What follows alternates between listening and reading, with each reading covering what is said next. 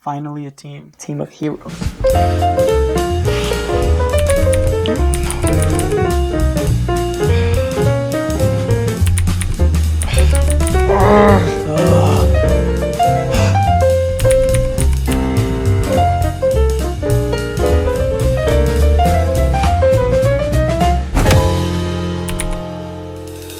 Alright guys, so last we left off, a lot of the characters were right on that precipice of change, and Dick got a little arts and crafty with his suit, so you know what that means. Let's jump right into part 4 of our pitch for Titans Season 1.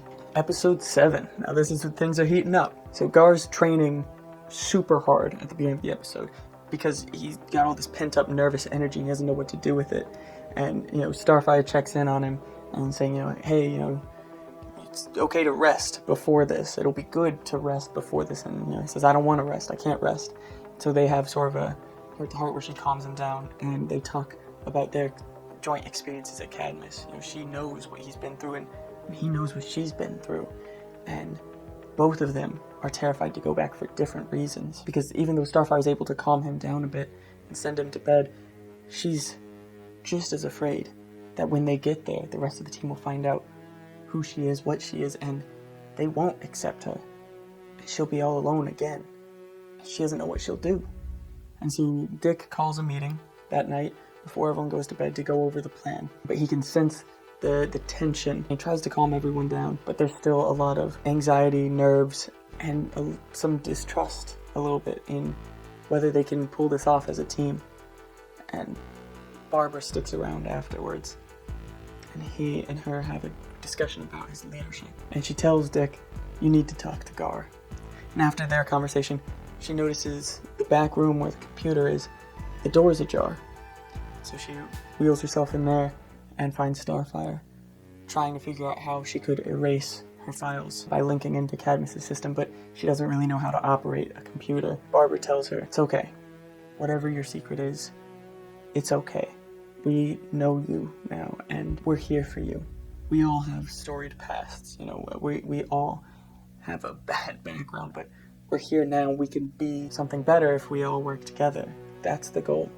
And then Dick finds Gar in Rachel's room, rooting around for any clues as to her whereabouts, any clues whatsoever about how to find her and help her. And the two of them talk and bond over Rachel.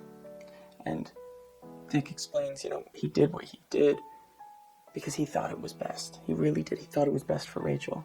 But he was wrong. And he needs Gar there to root him, because Gar is the hero that Dick wants to be. And Dick says, come on, I want to show you something. And he takes him into the room with the suits, and he shows him his new suit. We don't see it, but he shows Gar, and we can see on Gar's face the excitement. Wow, it's awesome. And then he shows Gar's new suit. It's nothing too fancy, but it comes off and on really easily, which should help.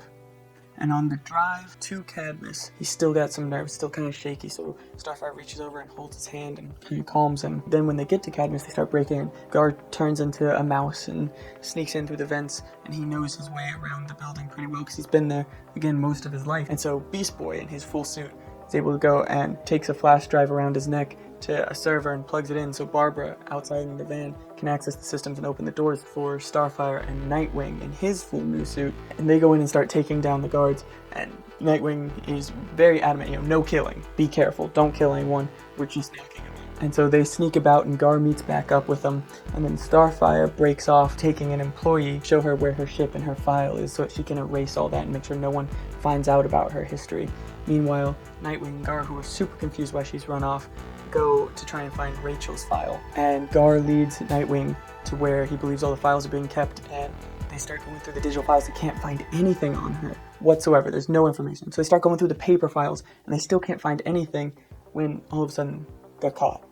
And who are they caught by? Amanda Waller, who seems like she expected it. And we cut to Starfire, who's found her ship, and she's so caught up in emotion seeing it. And the researcher asks her, are you going back home? And she says,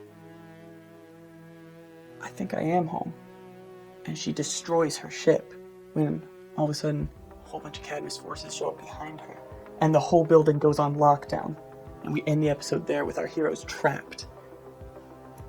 So we open episode 8 with our hero's trap. Waller still has Dick and Gar pinned in the office, and she explains, that they've known they were coming. They've been keeping an eye on them this whole time because Gar has a chip inside of him, embedded in him, that has a tracker, and they've been following them with a team of private eyes. And then she activates that chip, and Gar starts turning. Waller tries to turn him on Nightwing, but he's fighting back violently, internally, just writhing on the ground, trying not to be the weapon she wants him to be and it has turned him into. And Dick just can't stand to see it. He can't look at it, he can't bear it, so he turns himself in. He says, stop. I'll turn myself in. And so they take him in, and they tranquilize Gar. They take Nightwing to a separate room with a whole bunch of monitors to see what Starfire's doing, and they pull up all this footage of Gar and Starfire and even Rachel, and they show them using their powers to hurt people. They show the aftermath of the murders that Rachel committed of the cult in the first episode, and they say, look at how dangerous these people are. Are we really that bad? That we're keeping them off the street? That we're keeping the general public safe? Isn't that your goal too? And they offer him a deal. They say, we won't bother you anymore. We know you're trying to help. Just don't bother us. Just let us do our work to keep the American people safe and the globe safe before we can see Dick's answer.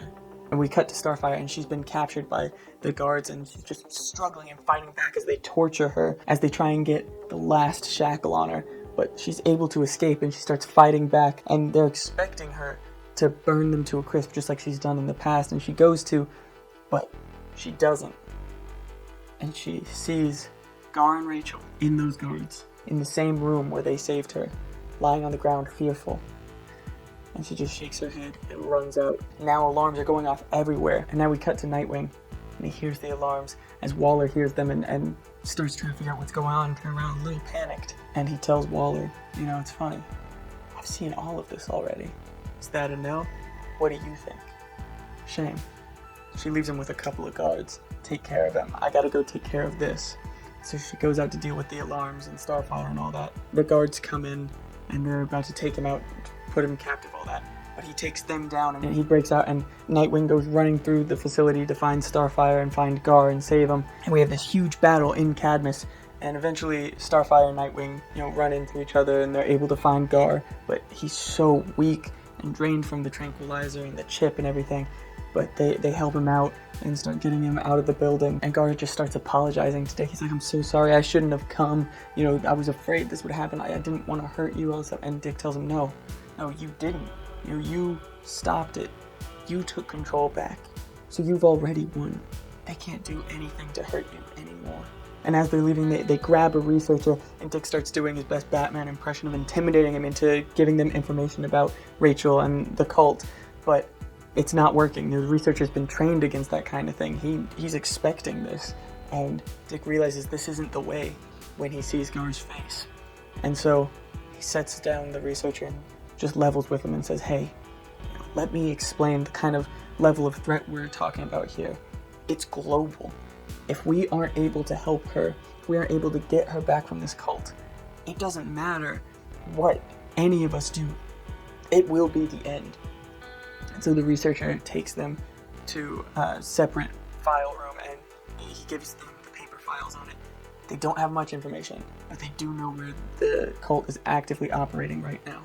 In that room, the Titans see the access panel to release all the cells, and they debate whether or not they should, because Dick still isn't fully trusting of them, and his training's still in there. Maybe some of these people are a threat. Who knows? Waller finds them there, and she takes out a gun and she threatens to kill them right then and there. Just don't press that button. Don't let them out. These people are too dangerous. And Beast Boy transforms and lunges at Waller. She tries to control him with the device, but he smacks that and destroys it under his paw, and then takes the gun and destroys that and knocks her down. She looks to Dick. She's like, please, I know you understand what I'm saying. Please, don't do this. It's too dangerous. You don't know what you're doing. Dick looks to the others, and they nod.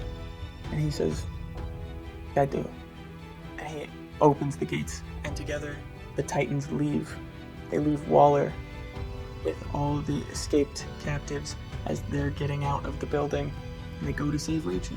Finally a team of heroes. Okay, so there's my pitch for Titans Season 1, Episode 7 and 8. And let me know what you guys think. I mean, we finally have the team kind of working together as superheroes, but we're going to leave it here, building up to those last 2 episodes. So just like the Titans, I'm going to have to run off to go save Rachel. See you in the next one, guys. Thanks for watching.